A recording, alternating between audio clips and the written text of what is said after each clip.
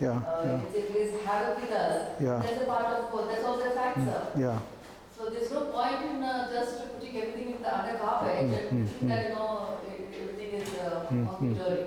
So we might just, I think it's a fundamental lesson that we need to deal with it religiously. Right. And one more thing, sir, you are also suggested that thought should be logical and rational, without getting into dogmas and superstitions. And in the Krishnamurti field, people mostly think that, so what am I going to get out of it? Am I going to get to be transformed? I think more than that, it teaches immense lessons to us. How to be more attentive in life, more simple things, because those things matter a great deal rather than the bigger things. So the teaching as such also, when we get connected with it, it really makes us our life more systematic way. And when maybe that's called setting your house in order, then the bigger things follow. So I just want to contribute this, and I want to express my appreciation, on behalf of all of us. Oh, good. You brought out some important points. You have pointed out. It's good. Neha wants to ask. Sir, I just wanted to get back to the question of Pavan asked. And he said that, we hear this whole process of how thinking is coming in and converting every sensation and feeling and creating its own thing. So is this whole process illusory? And in tradition also they say Maya. Now, or is there any actuality or correctness in all of this? That's right. See, when thought creates a physical object, like say this chair, now is it an actuality or it is an illusion? Illusion? No. That is a unverified, unsupported statement. Let us go by actual evidence, whatever actually we are able to grasp, what is actuality is there according to that. Per se. Now, if this chair is a Maya, you won't be able to sit on it.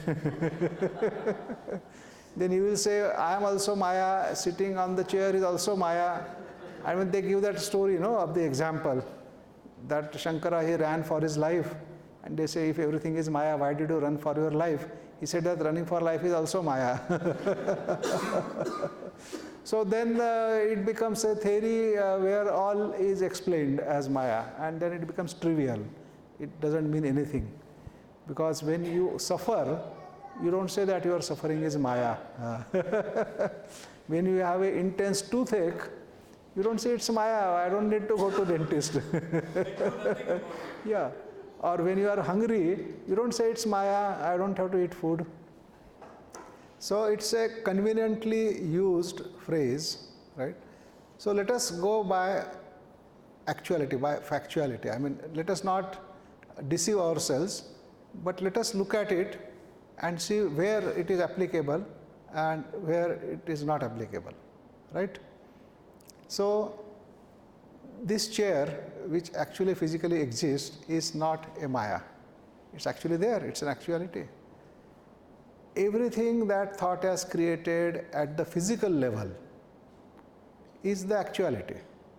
So all those buildings, this microphone, everything that thought has created is an actuality. It actually exists. And you can verify whether it exists or doesn't exist. Now, whatever thought has created psychologically, right? Now, is it actual or it is not actual? Now, Krishnaji doesn't use the word actual for the creation of thought. He uses the word real. Real. So, when thought creates something in the psychological field, That's a reality. That's what Krishnaji says, it's a reality. Now, when the reality corresponds to the actuality, right, then it is a fact. If it doesn't correspond with the actuality, then it is an illusion. Right? So, I touch a hot object, my hand gets burnt, so there is a sensation of burning which is generated in my psychological field, and then that sensation, and then the thought says, yes, my hand is burnt. So it is a fact. Not an illusion, it's a fact. But thought the hand has not touched the fire, but the thought thinks that I have touched the fire, or my hand has touched the fire. And that thinking is so vivid, so intense, that I actually feel the burn, the sensation of burning I feel. Now, is my hand actually burnt? No, but I have that burning sensation, and therefore if I say that my hand is burnt, then that is an illusion.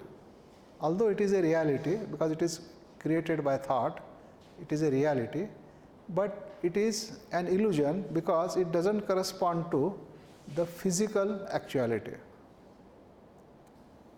When any sensation, any emotion, anything is related or relating to the physical, right?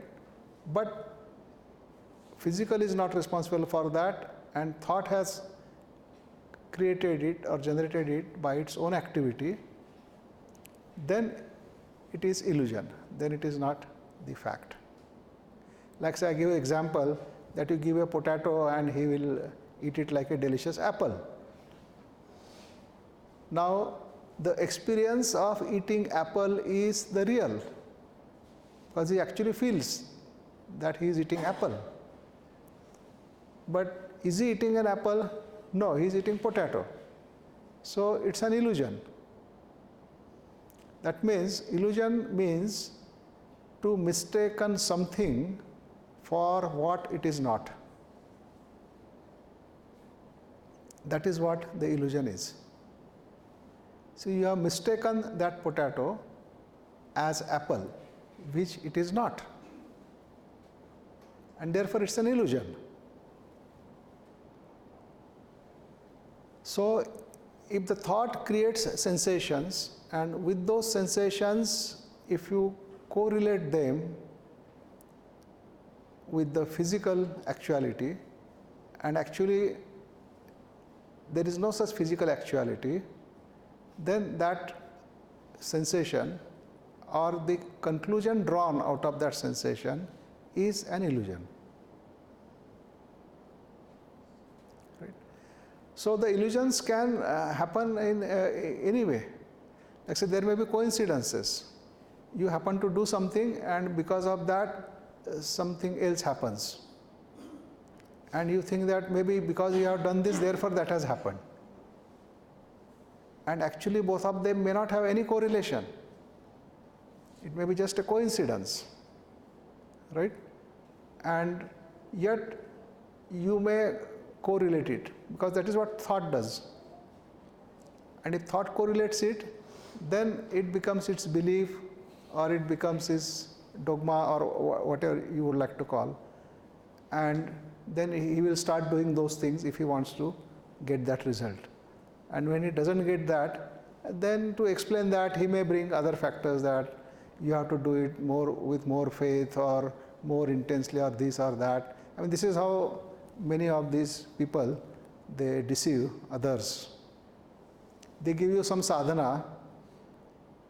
That sadhana has a limited significance, a limited result.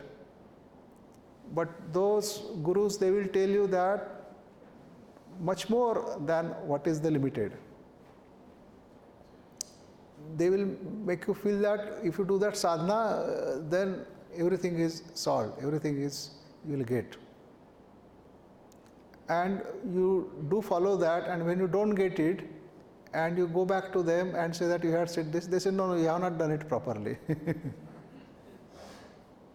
You have to put your heart, you have to put your devotion, you have to put this, you have to put that, and you sincerely do all that, and in spite of that, nothing happens, and you go back to them, then they say, probably this sadhana is not for you.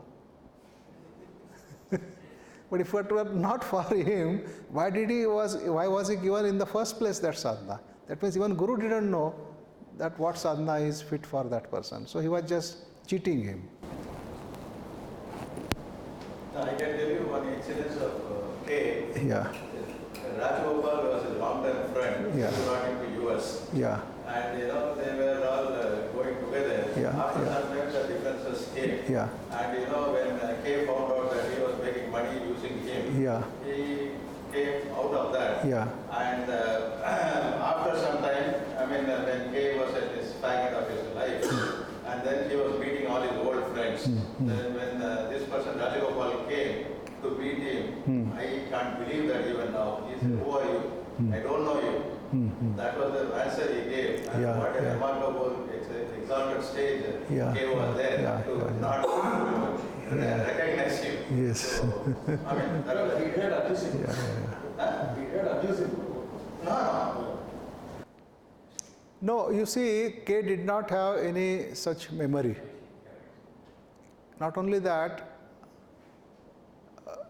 somehow, and not explained properly in the biography, that at some point of time, Krishnaji lost all the first-hand memory of his early life. That means a life of up to say about 29 or 30, 1929 or 1930. So right from his birth until that year, the memory of that period of his life, he lost. It is only mentioned that maybe that memory was not necessary for his work which he was carrying out. So that memory got simply wiped out, or it was lost. And the loss was so perfect that the brother Nitya, for whom he cried and went through all that suffering, when Nitya's photograph was shown to Krishnaji, he didn't recognize it. Krishnaji had to be told that this is Nitya's photograph. So he said, oh, this is how he looked. Not only that, in his young age, Krishnaji was in love with, I think probably she was an Austrian lady or something like that, a young girl. Her name was Helen. And he was madly in love with her. And there are letters in which he has mentioned this to Lady Emily and so on. And he was madly in love with her. And then, of course, they didn't come together, and none of that thing happened because Krishnaji's role was already predestined. So that matter just ended there. After about 50 years, meanwhile that lady got settled, she married another person and all this thing. And she came with her husband to meet Krishnaji. And Krishnaji even didn't recognize her. And when she tried to remind him of that past period, he didn't remember any of that. So she was very much disappointed. And then she left him. We don't know the cause. So, no, the cause is this. Probably you see, a brain through which so much of this energy has to function, and when you need every particle of the brain to be utilized for this, and if some portion of the brain is unnecessarily burdened with unessential information or memories, yes, So then it will just be a hindrance, or it may not be the most efficient use of the brain, and therefore it had to be wiped out. It was lost because it was not necessary. Pardon? How it can be deleted? No, memory is not deleted. You see, what happens is, as the brain cells become active in certain direction, in certain way, their previous tendencies or previously whatever they were doing, that goes. It's like Proper seats, sir. no, it's like, say, there is some vibration, or maybe some color you take, and on top of it you give another color, so the earlier color goes, or the vibration rather. Yeah, something is vibrating with certain frequency, and you change the frequency, now it vibrates with the new frequency. But what happened to the old frequency? It's gone. There is no sign of it in any way. Probably the memory has been lost, that part of the memory has been forgotten. Yeah, I mean, yeah, he did not have that memory. That memory was lost. Those cells recorded with that. Yeah, those cells, they rejuvenated. So that is the topic we are going to cover on 27th evening from 6 to 8 at the Theosophical Society Hall. So that is the question belongs to that topic. So if you are interested, you can join that. Yes, mutation of the brain cells. So I will add one more point on that. Yeah. I mean, see, there is a lot of research going on mind and consciousness. Yes. MIT, Harvard, Yeah, a lot of yeah, people yeah, meet yeah, yeah. every month, discuss Yeah, what it yeah, is. yeah. And there is no clear definition for mind even today. Right. Okay, now the latest sort of people are trying to control that mind is like a cloud server. Okay, so what you can perceive only you can take it. What you can't perceive you cannot take it. That is how it is going, evolving. Yeah, I don't know yeah. what they will end up in. But that is what it is. Forgot all his problem because he wanted to only perceive what he wanted. Otherwise, he doesn't want to know it. Yeah. Similarly, if we have that capability, Yeah. we can also do that. I Yeah. don't know whether it will happen. Right. It is possible. No, the limitation of the research is that they think that everything is due to physical. Due to physical. So if you talk about brain and consciousness, they will say consciousness is the product of the brain. So by manipulating brain, you can manipulate your conscious activity. And that is true in the sense that you can change or modify the response of a person by modifying his brain thing. In a limited sense. Yes, in a limited sense. But that doesn't explain the other phenomena like telepathy or phenomena like action at a distance, or phenomena like the generations of the species picking up the learning and so on. And in fact, there are experiments which are not explainable on the basis of this assumption. And so they have to question it. But anyway, I don't think we should go into that direction and spend our time on that. We can continue with our questions. So, what is Maya then? Are the things as they appear to us, or are the things different? Now there is an interesting example for that. You have a grey colored powder,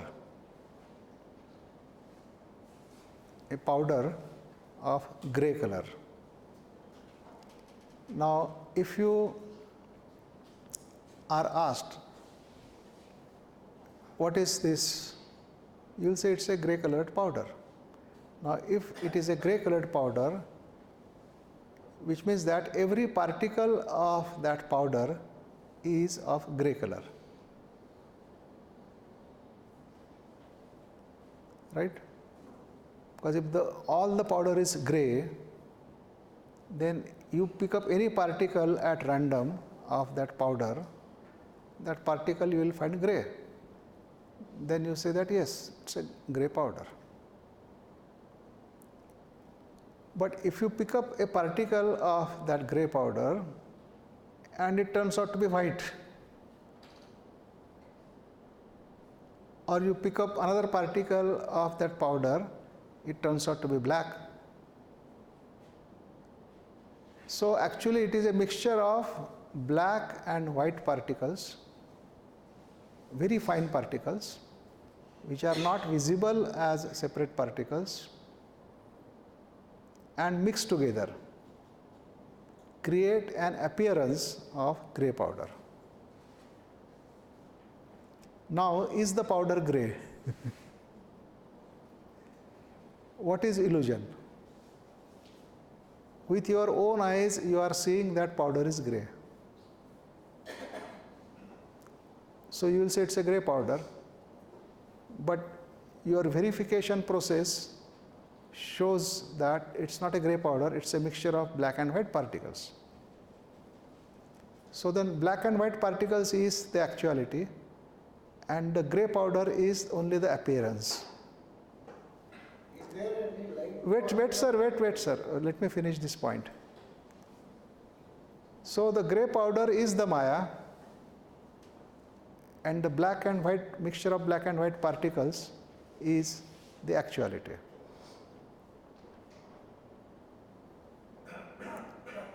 So there are so many such appearances we may come upon, not only in the physical world, right, but also more in psychological.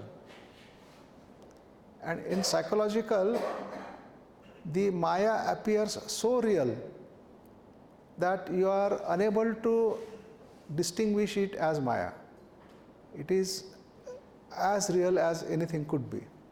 Say, whatever you go through when you are having a dream, while you are in the state of that dream, whatever is happening is very, very real.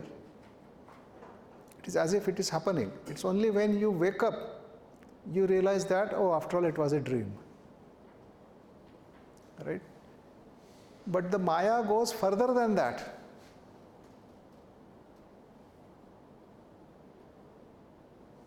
And that is what will puzzle you. You have a dream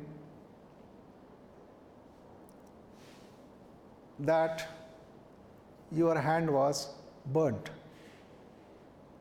and you had a blister on your hand. It was a dream only. But when you wake up, you find a blister on your hand. So was it a dream or was it an actuality, or what was it?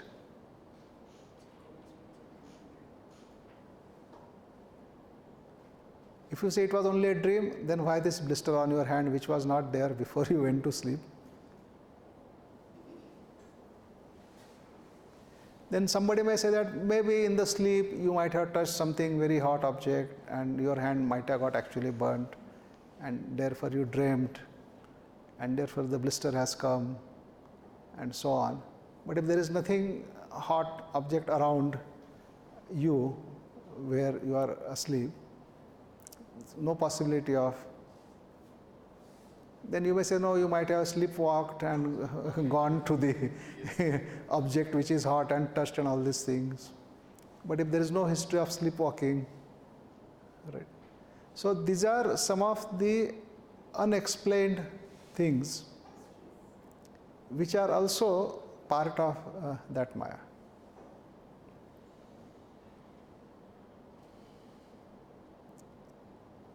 And so it's basically, Maya is basically only an appearance.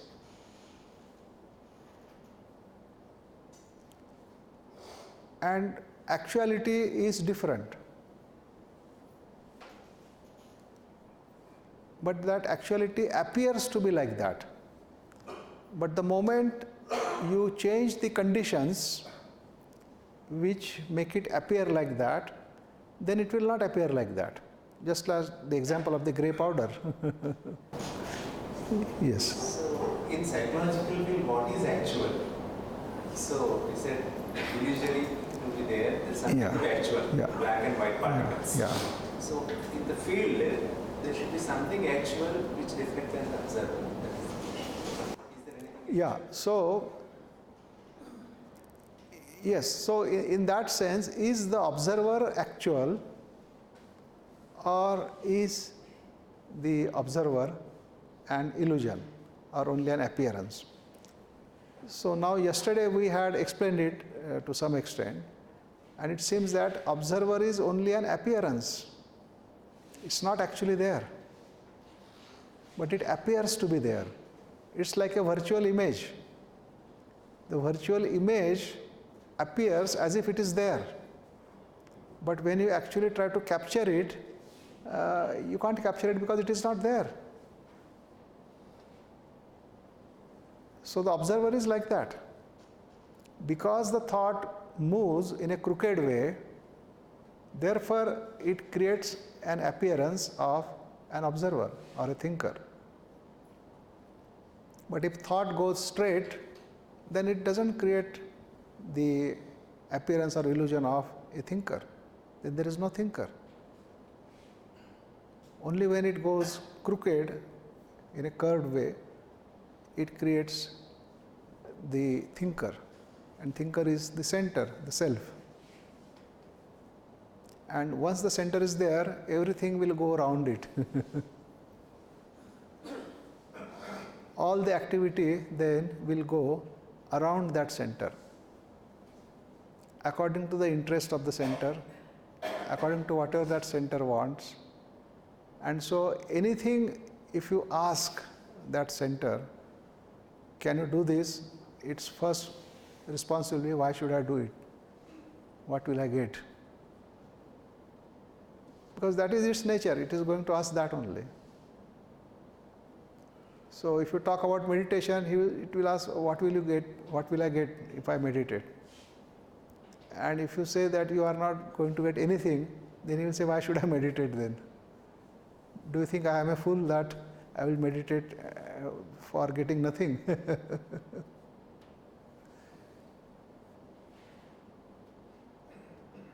Yeah, Venu? Do you mean to say that observer is an illusion? Yes. Observer is an appearance. It is not actually there, but it appears to be there. And it appears to be there only when there is thought. When you think, it appears that there is a thinker. If you don't think, there is no thinker. Sir, Yeah. if there is really no observer, it's an illusion, and it's a manufactured illusion, then all our effort to understand myself, which is not there, doesn't make sense. All this, all the endeavor for self-improvement, self-understanding, the self is only not there.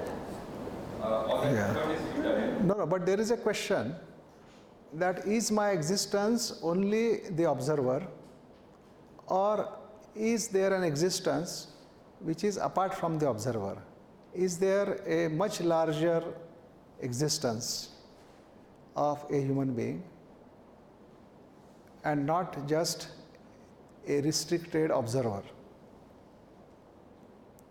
If we think that we are only the observer, then we are limiting our existence to the field of the observer.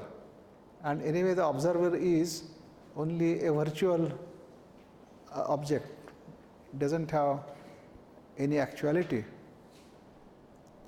And then such a person, if you ask him whether the thinker can come to an end, whether the center can come to an end, then he is completely lost. He will say, you are actually asking me not to exist because that is all my existence is.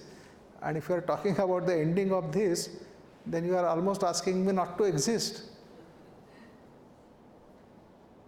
So therefore the other question arises, that is the existence limited only to the existence of that virtual entity called the observer, or whether there is a larger existence of life, of a human being, right? And if there is a larger existence of a human being, then then is there any approach to that? A person living a limited existence of an observer, is there any possibility, or in what way can he approach that larger existence? In what way he can come in contact with that? It becomes equivalent to seeking God, really, to some extent. It amounts to that. But then the seeking, but the seeking happens within the field of the observer only. Although the observer is seeking God, he is seeking God within his field only. And he is never going to find it there. Because God is not the product of his limited field or limited thought. Regarding illusion and fear, I read somewhere there is some passages which mention that people somehow have an intense dream with some trauma or something, but when they wake up after some time, those things made them create a mental illness or psychological disorder or something for a reason. Actually, the incident doesn't happen in real aspect. But what they are going through in their brain, that shock will be remain. So, I don't know, in that case, what we can distribute about illusion and reality. When they wake up, something, whatever happened, the brain is very real, that damage. But it is happened in the dream. I don't know the case. Can you just share? You are saying that a dream may cause damage to the brain.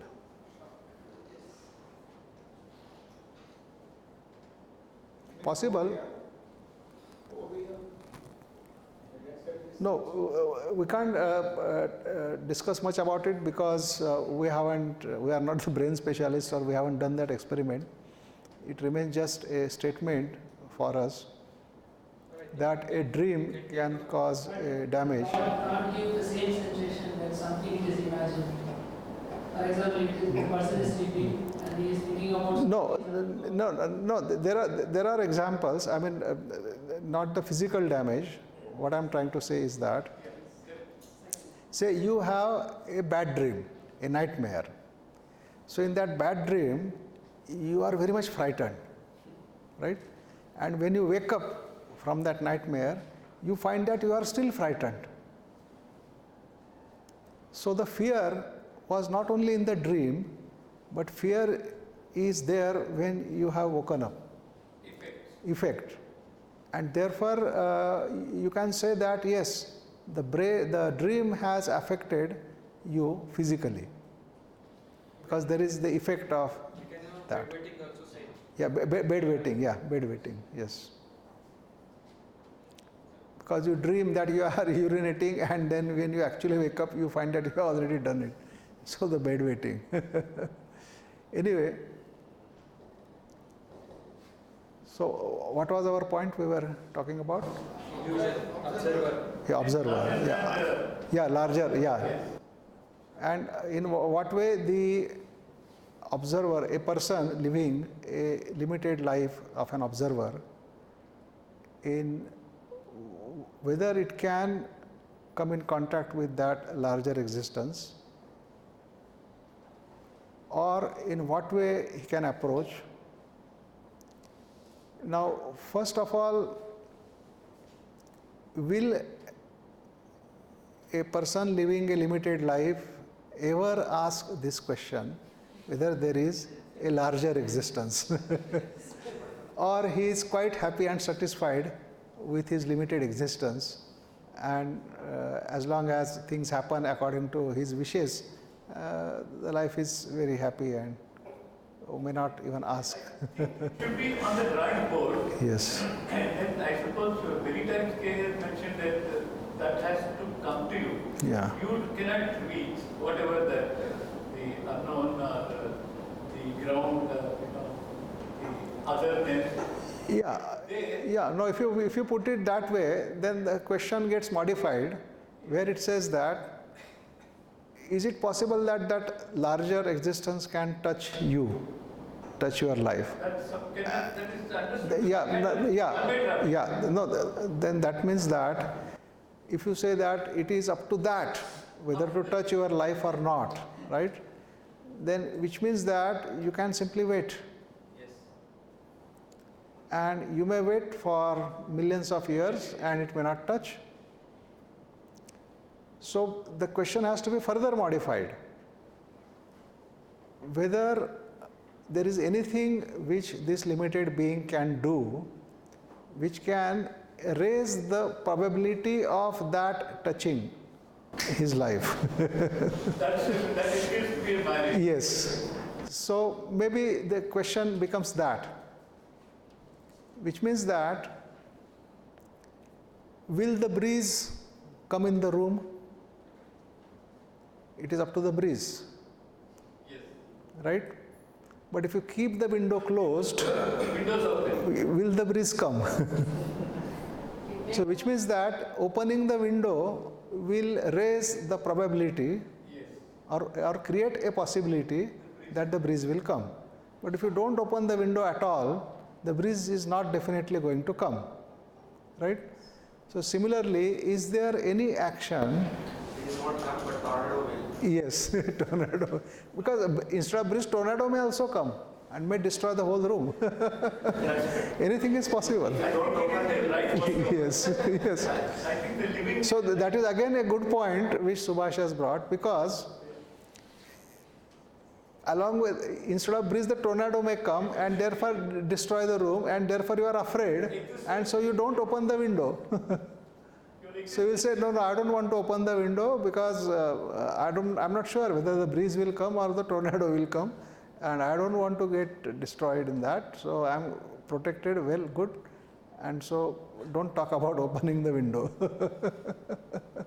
That can also be one of the responses. But still, the question is that, what can a limited human being do at his level to raise or create the possibility of that larger existence touching his life or coming into his life? Right? Limited answer, I mean, Yeah. short answer is right living. Yes. So, right living with right in quotes, because we have to find out what that right means. Because I may think that I am living my life rightly, and yet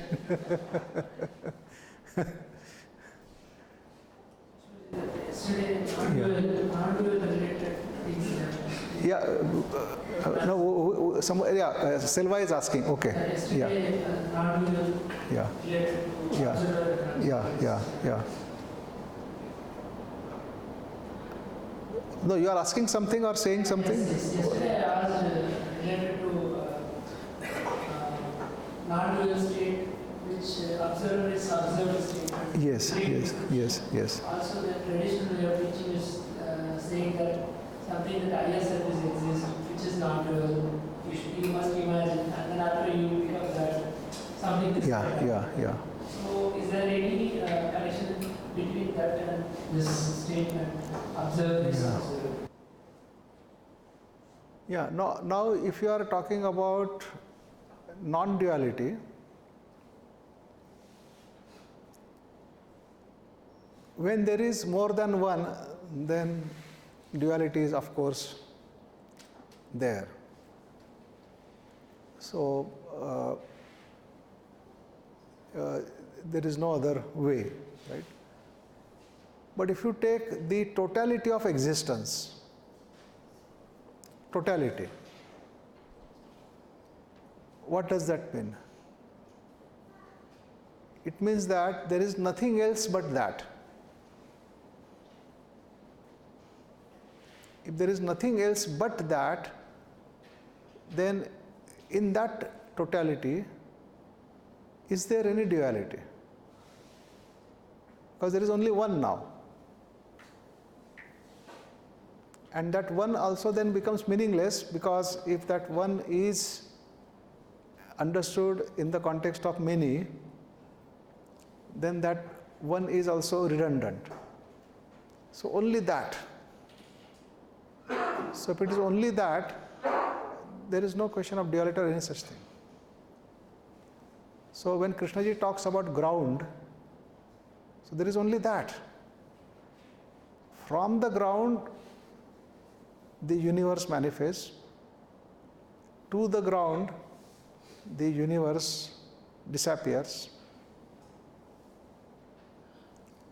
When the universe manifests, then there is a duality. Duality in the sense, there is more than one. So in fact, even in the tradition they say that Brahma is only one. When that Brahma wills that let there be many, then you have many Atmans. And each Atman, through the process of evolution, is capable of becoming Brahma. But does that mean that then there will be many Brahma? No. Because again, that other shloka is there, that something which is complete, if you take anything out of it, whatever you have taken out, that is also complete, and whatever is remaining, that is also complete. And if you add whatever you have taken out to that, then it still remains complete. So in a way, what it is trying to say is that you can neither take out anything, nor you can add anything. The complete is always complete. So that famous shloka, Om Purnamada Purnamidam Purnat Purnamudachyate. So that is that. So there is no duality. The duality comes into existence the moment there is manifestation. And when there is manifestation, lots of things come into being, even the sense of time. Because the manifestation is not at one stroke. The manifestation is in a sequence. And when it is in a sequence, that creates the sense of time. Then the time element comes there. And in sequence means causality also comes there. Because this is first, this is next, this is next. And as the cause is followed by effect, and the effect in turn becomes a cause followed by further effect, so that makes a sequence, that makes a chain. And so in the manifestation, the moment things manifest, right, there is a causality, there is a chain of cause and effect, there is a time element, there is duality, and then the whole, you can say, the activity of manifested existence begins.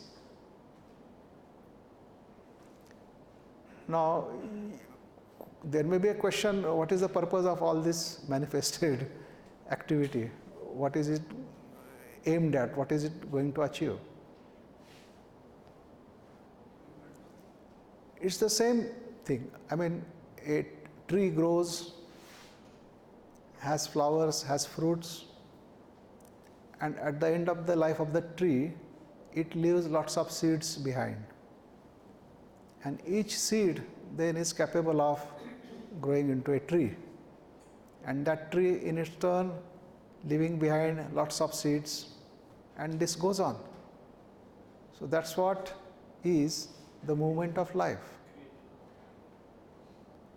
which is enfolding, which is unfolding, and in that unfoldment, all the potential is flowering, right? And it goes on. That's the movement of life. So life is not static. It's a movement. And the self is not very happy with the movement. It wants staticity. It wants permanency. It wants something fixed to which it can hold. And that is where then the suffering begins. There are a couple of issues in this. Yeah. See, normally, I mean, what we say normally is that it's like anybody in any environment. Right. The natural tendency of any human being is curiosity and Right. from that learning. Yes. So, the fact that learning means accumulating something that was not there before. And what we saw as grey yesterday, now we have learned it is black and white. Yeah. And maybe we will learn tomorrow that it won't stop. Yeah.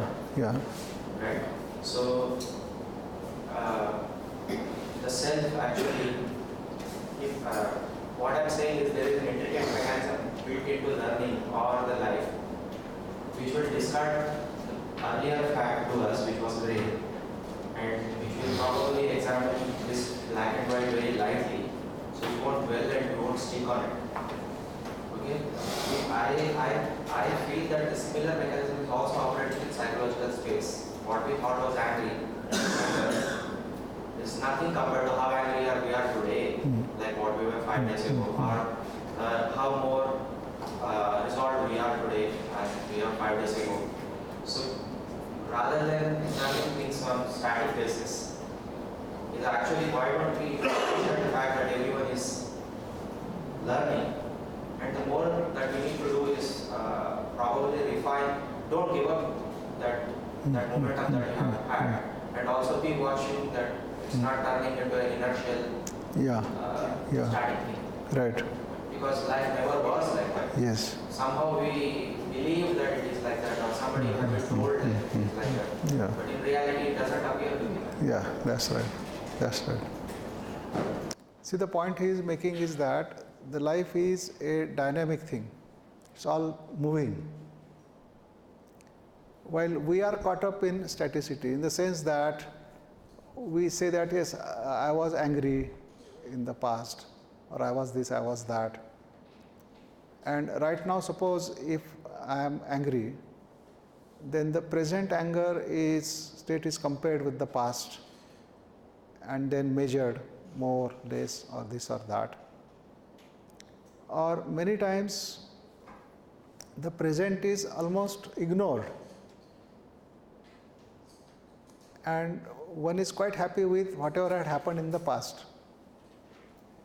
and one is happy to live with that, and the present is completely ignored. So,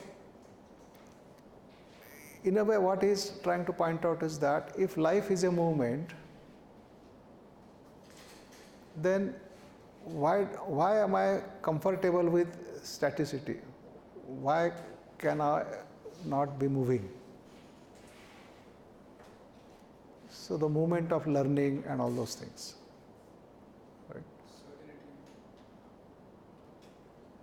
So that is where the property of inertia one has to consider. That the moment you say manifestation, the manifestation is in the material. Doesn't matter, it may be physical material, or it may be even very, very subtle, finer material, which may be belonging to the worlds beyond also. But it's matter. And the moment you see matter, then of course the inertia, it comes. So there is always, now there is this duality of the inertia and the energy. Inertia is the matter and energy is this thing. and both of them, they exist simultaneously. And inertia will resist any change, will try to maintain its status quo, and the energy will try to change it, try to move it. And this interaction then gives rise to the various forms and all those things. See, if without inertia, the form will not be able to sustain. Because as long as the energy, pressure of energy is there, the form will remain. The moment energy pressure is gone, the form is also gone. But it is the inertia which keeps the form intact, even when the pressure of energy is gone. So which means that for the existence of this universe, both the things are necessary, energy and the inertia. And Krishnaji has said that probably in the manifested universe, both cannot be separated, in the sense that both have to exist, you cannot eliminate one of them.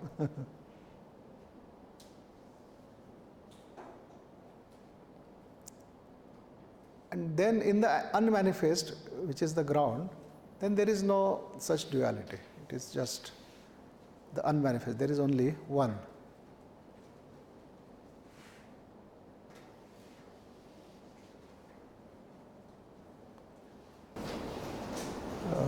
What? Yeah, go ahead. Yeah. I meant to say that Yeah. when you are, like even when you recognize or label something as Yeah. energy, Yeah. it's actually when we would call it matter. Yeah. Because let's say, okay, light is photons moving around. Yeah. Yeah. It's not a wave. We wouldn't know we would only know if you say, okay, how much light? Yeah. This many photons. Yeah. So again, we are labeling onto it. Yeah. That's But right. the fact is, no matter how fine you look into something, how much you want to understand, there is a mechanism that comes from outside our understanding into the field of our understanding, and that seems to be happening at all levels, including the very subtle. So there is, I mean, let's say, okay, only if there was a finite boundary to it, and everything that was to be created, all the matter that needs to be created is created, then that would mean that even everything in the universe is conserved in a way. But it doesn't appear to be that. No, but where is the interactions are yeah. still happening there. No, but there is no question of boundary there at all. Correct. So our model, Yeah. in our understanding, when we say, okay, what's the matter here, the whole matter is there. Equations are generated, tables are created. Yeah. But still, there is something in the unknown that is always interacting with the field of Yes. known. Yeah. And it's very obvious. Right. Why wouldn't it be obvious to anybody who is giving this model? No, unless one has put one's mind into it and explored in that way, it may not occur to him. That yes. So do you mean to say that any manifestation is a duality? Any manifestation is a duality. Yes. Yes. It is. It is. So completeness is unavoidable. Yes. And can that manifested thing can become unmanifested? Is it any relation? Something is it possible, or is it having any connection? No, I mean those are the things or happenings in the nature or in the existence which we cannot predict. Is there a possibility? But they may have, because things happen in cycles. So one cycle, another cycle, like that. And if one is able to observe those cycles, then maybe one is also able to predict that after so much period, this is what is going to happen. And it is not just one cycle, it is cycles within cycles. So when they talk about Kali Yuga, then you have to ask which Kali Yuga you are talking about. The smaller cycle or the bigger cycle? Now, if it is a smaller cycle, then it may be just thousands of years. Then they may say that every 4,000 or 5,000 years, a yuga changes. But that is a smaller cycle. But that smaller cycle may be a part of a larger cycle. So, which is like wheels within wheels, circles within circles. And then there is no end to this, that what is the biggest or ultimate circle.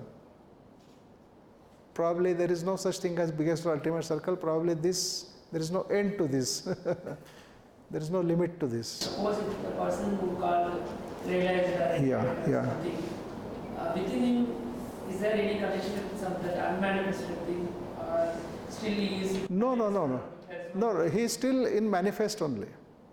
But in manifest also, there are so many different levels, so many different dimensions, so many different subtleties of matter, that as it is said that it will take ages for a life or for a person to come to that. Yes. But this person has any connection or any access with that unmanifested? Any access, any connection? See, we are all connected in the sense the manifest has emerged from the unmanifest, and therefore it is still within the unmanifest only, but it appears as manifest,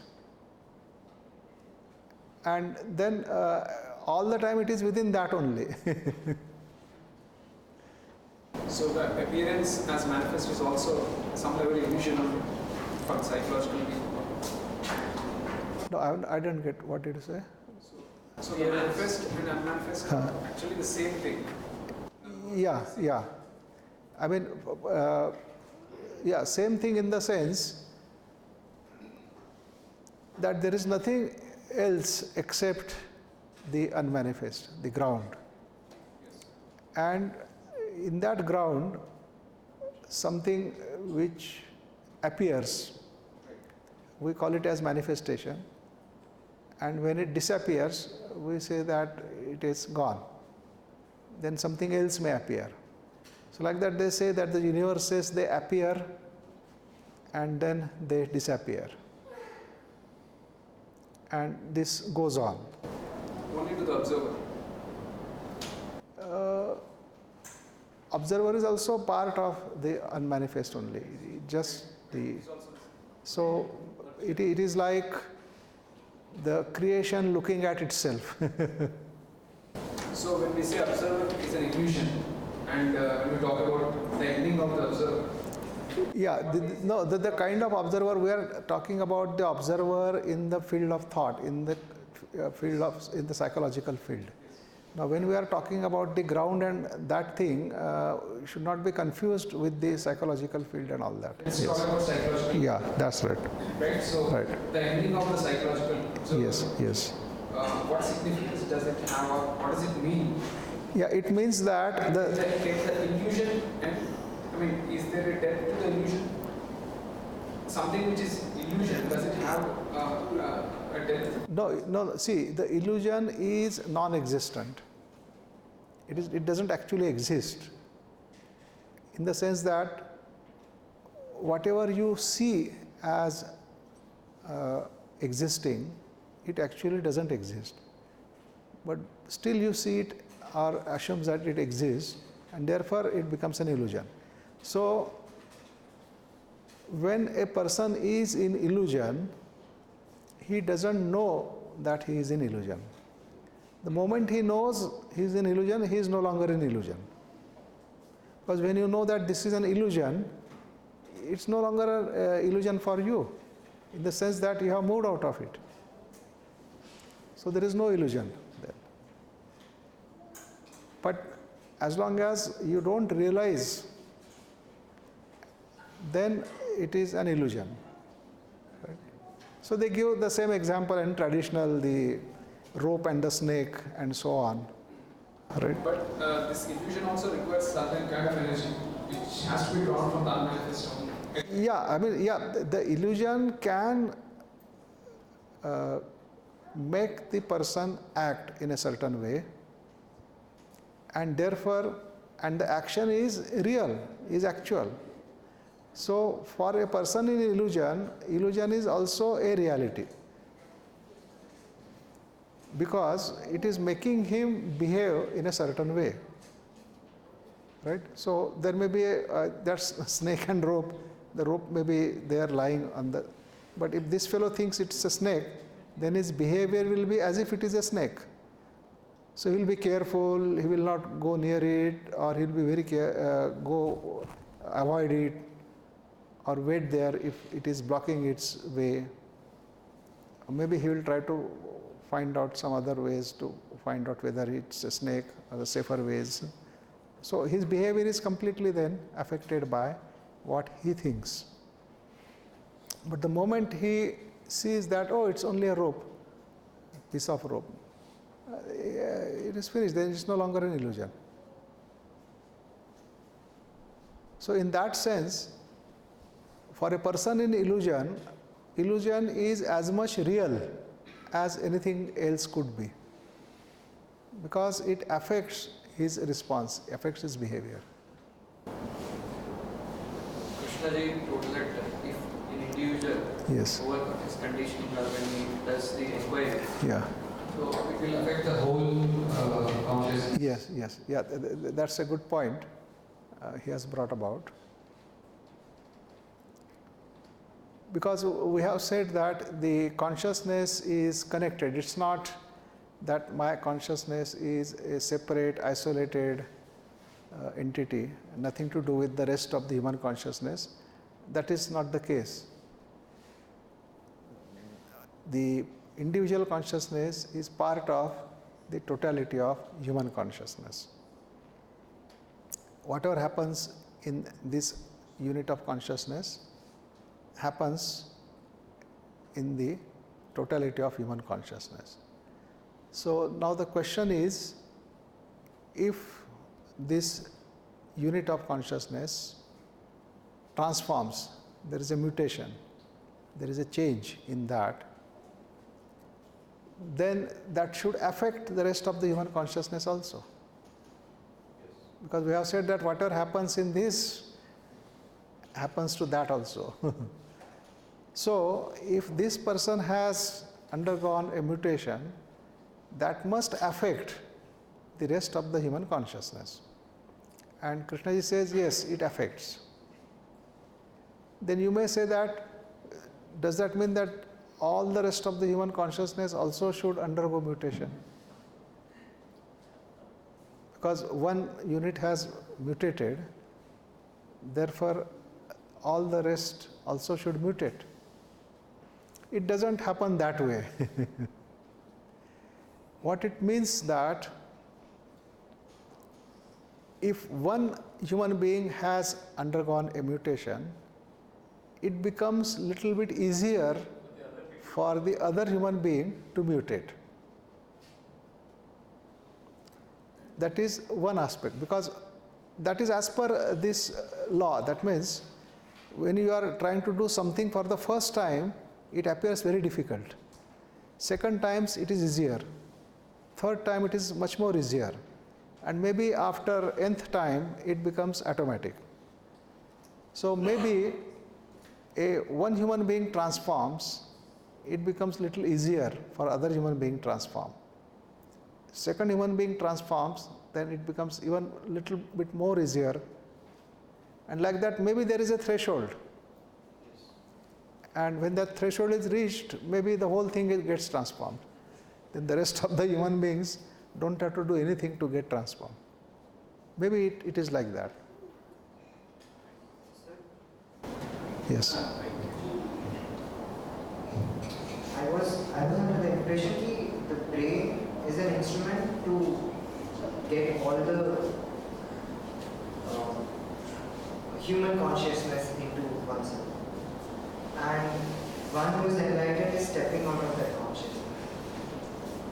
So how does one's mutation, if you are mutated, I thought the instrument is no longer, it can influence the human subconscious, but it won't allow that consciousness to. No, it's not isolation. No, it's not like that. You see, this unity is at many different levels that we have not talked about. We didn't have time for that. We had so many different questions. But this observer is observed, right? If we consider it in the sense of unity of life, then it is at all levels of existence and it appears in a much different way. For example, there is a sense of unity which can be actually felt, right? Not imagined or dream or any such thing, where you can see that the other fellow is part of you. He is not different from you. And not only that, whatever he feels, you can also feel. As he feels, you also feel. So there is a complete rapport. And yet there is also a stage or a level where you can feel that that other being is you only. There is absolutely no difference. So whatever is happening to him is actually happening to you. And therefore, you say that there is no such thing as individual liberation. As long as there is a human being who is not yet liberated, you are not liberated, because that human being is you. Not that he is part of you, he is you. So that total sense of unity. So there are levels of this realization. So it's not that you just realize observer is observed and that's the final thing and now there is nothing further to be done, understood, you are liberated. It's not like that. The question is, at what level you have understood it, and as per that level will be your actions. Actually, it has happened in Swami Vivekananda's life. Yeah. One of the days. Wait, sir, but why are you describing what happened in Swami Vivekananda's life? He was. We are not interested, sir, in that, because. What I'm trying to say is, what is the human consciousness, Indonesia? No, sir, because see, if we start bringing in Vivekananda, Paramahamsa, this, that, it will go somewhere else. We don't want that. Yeah. Except those bringing in those names, if you can tell what point you want to make, then that is welcome. But if you say he said this is or it happened in his life, this, it goes somewhere else, then we are lost. Yeah. In this levels which you mentioned, does desire play a role in this, or desire is part of what, or I'm trying to confuse how? You see, the desire is there up to the psychological field only. In the field of thought, because thought is part of desire.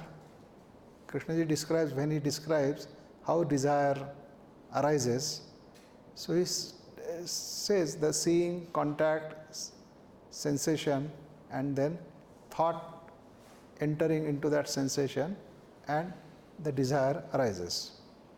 So that is the whole process Krishnaji describes in a very vivid way.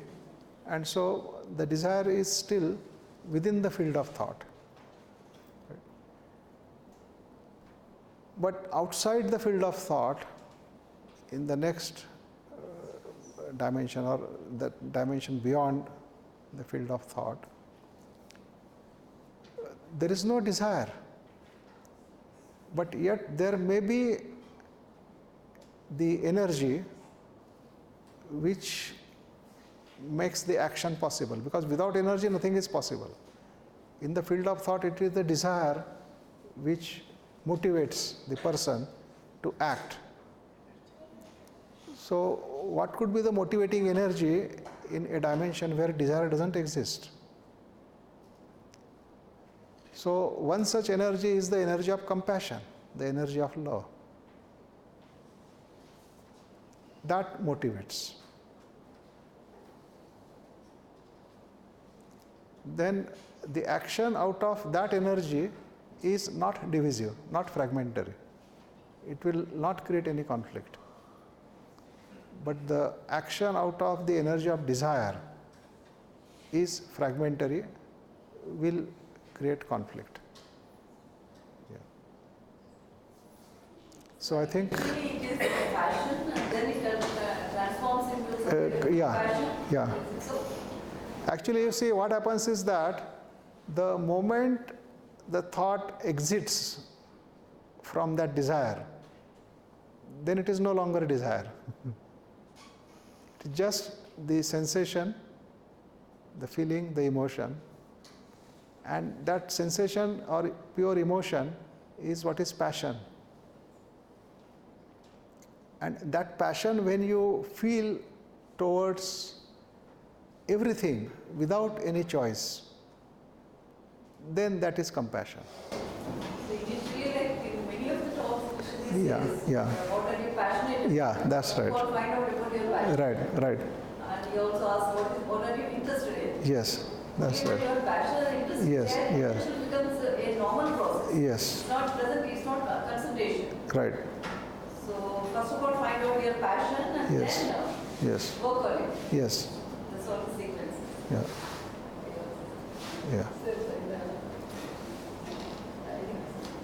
I think more or less you just mentioned it, but I just want to clarify about it. The observer is not there. Then it's only the sensations and emotions which are going to be there.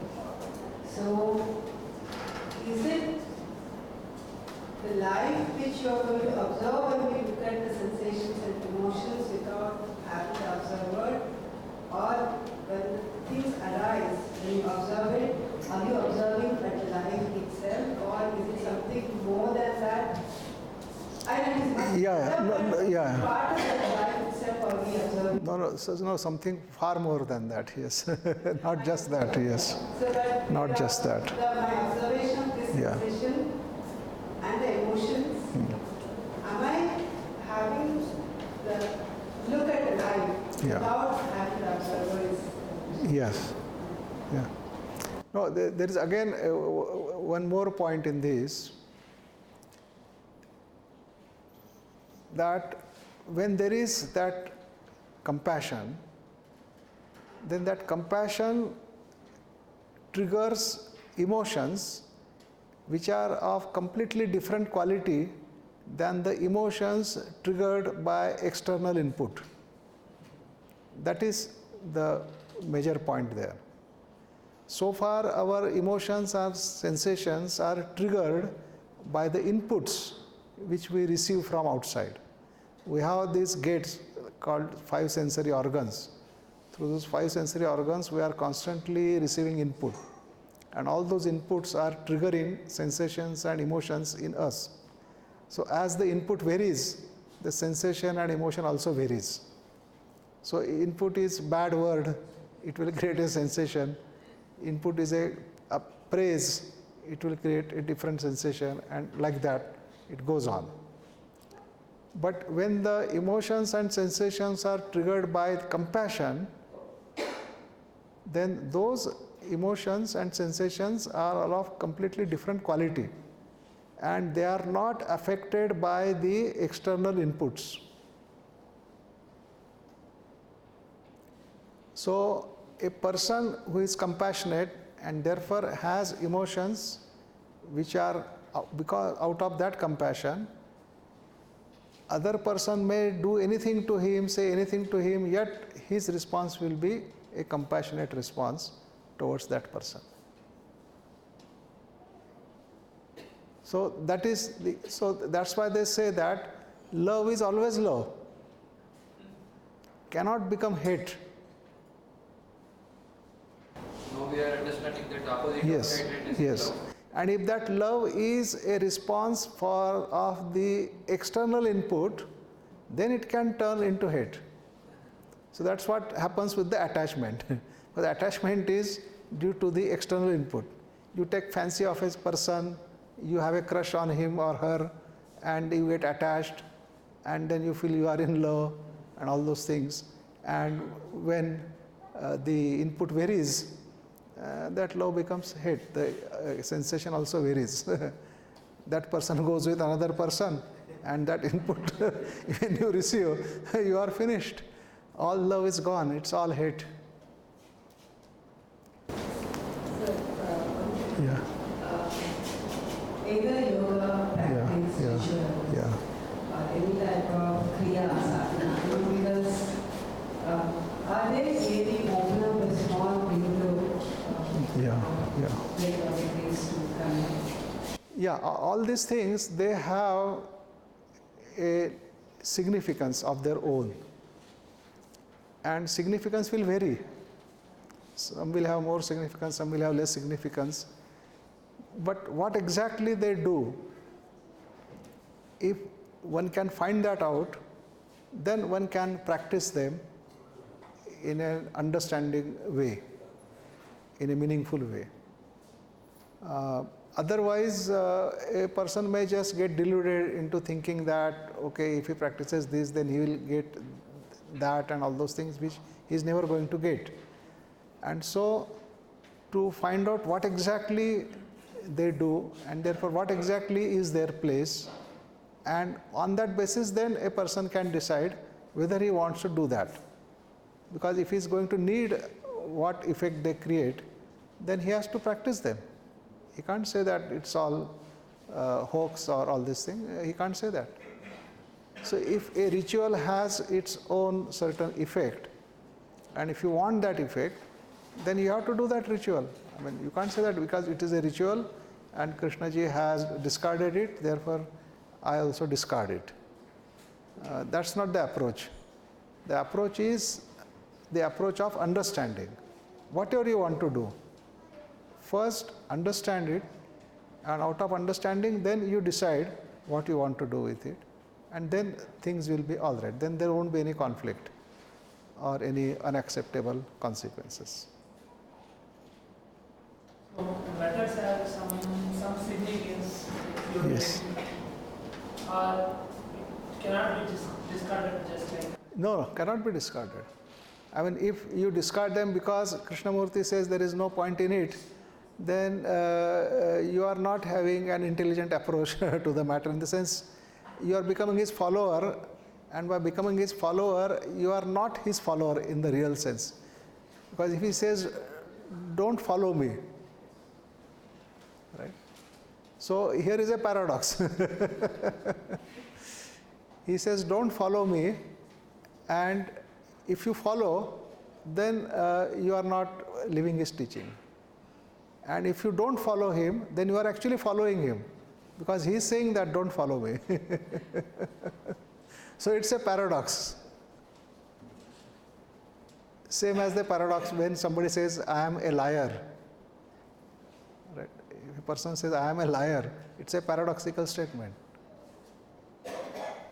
Yeah. The universe exists because of both the positive and negative forces are acting. Okay, it is not that one can exist without the other. And so is the case with the good and evil. Both have to exist for the life to continue in this universe. What is your take on that? How do we perceive in terms of our relationship? No, you see, the good and evil, the human beings have defined. And that definition keeps on varying. Because what is good for me today becomes evil for me tomorrow. Or what is evil for me today becomes good for me tomorrow. And so that definition is varying. So instead of talking about good and evil, if we talk about the order in the universe or order in the nature, now within that order, now what you can say is that anything which is as per that order, right, is acceptable, is good, and anything which is not as per that order is bad or evil, right? So if it is in the natural order that all the inner potentials of a living being should unfold and that being should flower, right? Then anything which opposes that movement is evil, and anything which furthers that movement is good.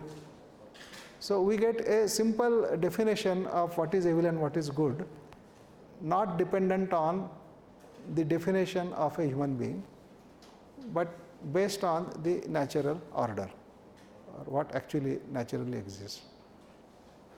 So would you suggest 2 or 3 books, case or otherwise? Oh yes, there are various books, and depends on which level you want to read. If you want the highest level, go for the notebook, Krishnamurti's notebook. Then if you want some scientific approach which is stimulating to your logical thinking and all that, then go for David Bohm's Ending of Time and all the dialogues with David Bohm. They will appeal to you. Yeah. And then if you are more poetic, beauty oriented and also sensitive, you can read commentaries on living, you can read Krishnamurti to himself, Krishnamurti's journal and those kinds of things you can read. And if you want only a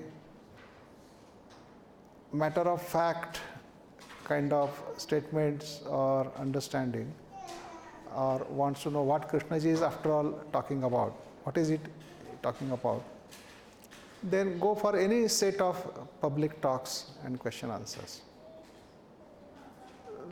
Any complete set of his talks, and you will get a fair idea what he is talking about and how he approaches, what is the sequence, what he talks about first, what he talks about last, and so on, and overall what is he trying to convey.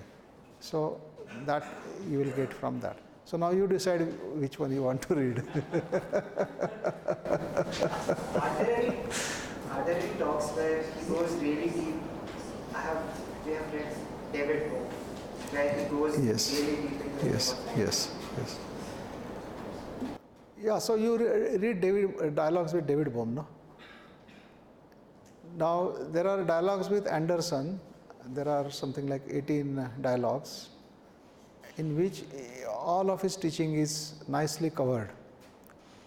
There you have to just ignore what Anderson is saying, just follow what Krishnamurti wants to say and that will be enough. Otherwise you are going to get bored reading that book.